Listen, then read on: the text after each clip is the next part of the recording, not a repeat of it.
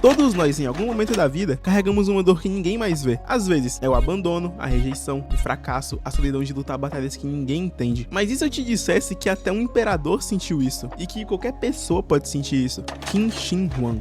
Qin Shi Huang nada mais é do que o primeiro imperador da China unificada. E ele não nasceu grandioso. Ele foi rejeitado desde pequeno, criado longe dos pais, traído pela própria nação, viu a solidão e o abandono rondar os seus passos ainda criança e mesmo assim ele conquistou um império. Mas em Shumatsu no Valkyrie, ele vai além. Ele não quer conquistar só reinos, ele quer conquistar os deuses. Por quê? Porque ele se recusou a aceitar que o sofrimento que ele passou tornaria menor. Ele não queria ser imortal para viver para sempre. Ele queria ser eterno porque a dor dele precisava ter um significado maior. E claro que aqui, pra quem sabe a história do Qin Shi Huang original, eu fiz um paralelo entre os dois. Mas bom, o paralelo. E aqui entra você. A sua dor, por maior que pareça, não é o fim da sua história. A dor pode ser um castigo, ou pode ser o seu campo de treinamento. Depende de como você reage. Assim como o Qin Shi Huang, você pode usar o que te quebrou. Você não precisa conquistar um império. Você não precisa lutar contra deuses, mas você precisa lutar contra si mesmo. Pela sua sanidade, pela sua paz, pela sua evolução. A dor não precisa ser um fardo eterno. Ela pode ser o que te transforma no maior da sua própria história. Você não precisa provar nada pro mundo, mas precisa provar a si mesmo todo dia que não nasceu para se arrastar entre ruínas emocionais. Cada queda carrega um convite.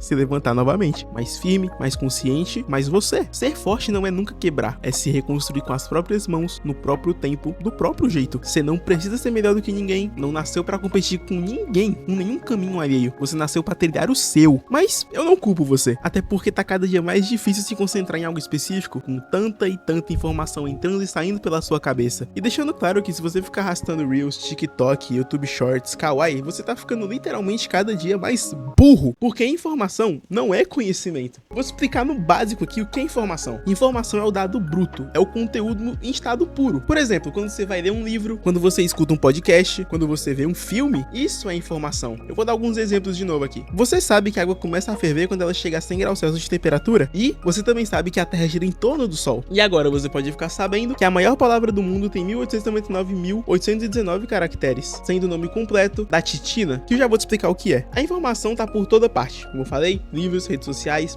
vídeos, notícias, etc. Ela é rápida, acessível e quase infinita hoje em dia. Enquanto o conhecimento nada mais é que é o que você faz com essa informação. Pega ela, entende, processa, conecta e aplica. Por exemplo, agora você sabe que a água quando chega a 100 graus Celsius de temperatura, ela quebra estruturas do alimento na hora de fazer para liberar sabor e nutrientes e mata bactérias e vírus. E você sabe agora que a Terra gira em torno do Sol por causa da atração gravitacional. E agora você também entende que a palavra de quase 200 mil caracteres tem esse tanto de letra por conta do nome químico completo da titina, uma das maiores proteínas conhecidas, formada por mais de 34 mil aminoácidos ligados em sequência. Você conseguiu entender? Talvez não, porque eu dei muito resumido. A ação interna. A verdadeira conquista não é vencer o mundo, é não desistir de si mesmo quando o mundo parece querer te destruir. E se hoje você acordou, mesmo cansado, mesmo em silêncio, mesmo com medo, mesmo triste, mesmo até feliz, cabisbaixo, parabéns, você já tá lutando. Agora só falta acreditar que essa luta vai te levar mais longe do que você imagina. Porque vai, não existe felicidade o tempo todo. E agora vamos entrar um pouquinho da história do Qin Shi Huang. Qin Shi Huang nasceu em um território inimigo. Ele não tinha família, amigos, somente pessoas à sua volta querendo o seu mal. Sozinho morando em uma casa caindo aos pedaços e cheirando a lixo. Por baixo do seu kimono só tinham arranhões. Mas como se todos os habitantes do local receberam ordens diretas do rei para ninguém o encostar? Aqui foi uma sacada genial do autor de demonstrar o que o Qin tá sentindo. Ele nasceu com uma condição neurológica muito rara, a sinestesia espelho-toque, que sim, existe na vida real. Quando uma pessoa vê outra pessoa sendo tocada, seu cérebro ativar é responsável pelo processamento do toque, como se ela mesma estivesse sendo tocada. Isso pode gerar sensações como cócegas, pressão, formigamento ou até mesmo a dor, que é o que ele sente. Claro que aqui na história é apresentado pra gente muito mais radical, com somente os olhares de ódio das pessoas serem capazes de causar tamanho sofrimento a uma criança. E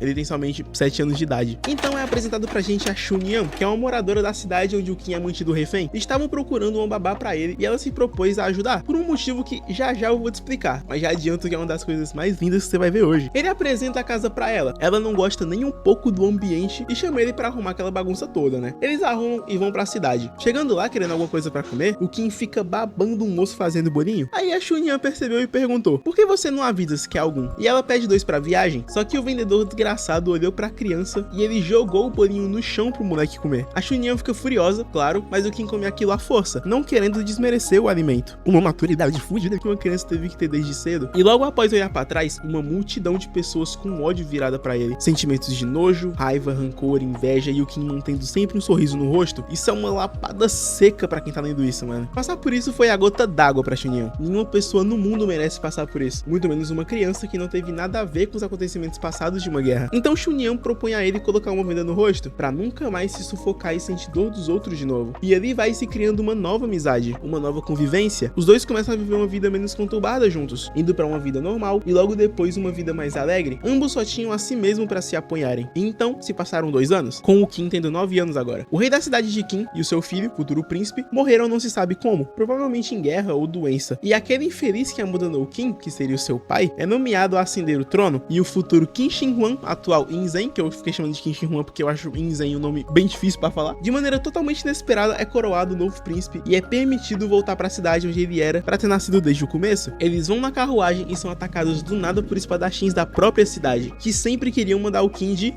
E a Chun-Yi luta, dá a vida pra proteger a sua criança, sua única razão pra viver nos últimos anos. E aqui a gente descobre a principal motivação dela com isso. Enquanto a guerra entre as duas nações rolava, muita gente morreu, incluindo adultos, crianças e principalmente o filho dela. E ela se tornou uma mulher que não tinha mais motivos pra viver, mãe solteira, só que abriu-se uma oportunidade pra se encontrar em uma proposta oferecida pela própria cidade, encontrar alguma babá pro Inzen. E ela foi, apenas pra ver qual seria a expressão que um príncipe teria. A curiosidade e a porta fechada com a morte do seu filho fez-se abrir outra com uma experiência e aventura que ela levou pra vida e iluminou um grande rei. Chun-Yi, aos braços do Qin Shi Huang, se despede, pedindo apenas um último desejo: se torne o maior rei de todos. E aqui vemos um flashback do Kim com 12 anos de idade, após a morte do seu pai, com a seguinte frase antes da sua cerimônia: vou trilhar o meu... Vamos trilhar o caminho de um imperador juntos, Chun-Yi. E assim começa o reinado do maior imperador de todos. E bom, com essa história, a gente pode tirar o que disso? Um garoto que cresceu sozinho, em meio em guerras, conflitos externos e internos, não tinha nenhuma visão de mundo, amor zero, até os principais estágios da sua infância, se cobrava todo dia por ser aquela pessoa, se culpava sempre por algo que ele não tinha feito, tudo pela maneira que os outros olhavam pra ele, reprimia sentimentos ruins pra ele próprio não se ver como as pessoas olhavam pra ele. Ele não era uma pessoa ruim. E você, não se cobre, você tem sim a obrigação de ajudar outras pessoas, fazê-las felizes, mas se coloque no mesmo lugar. Não se ame infinitamente mais do que o outro. Isso é narcisismo disfarçado de autocuidado. Se ame igualmente como você amaria o outro. Aliás, se você não se ama tanto assim, faz o seguinte: faz pra você o que você faria pra uma pessoa que você gosta. E jamais faça algo que você teria vergonha de falar pra outras pessoas. Esse vídeo até então foi o que mais demorou pra ser finalizado. Eu espero que a mensagem tenha sido captada. Te vejo no próximo sábado. Beijo.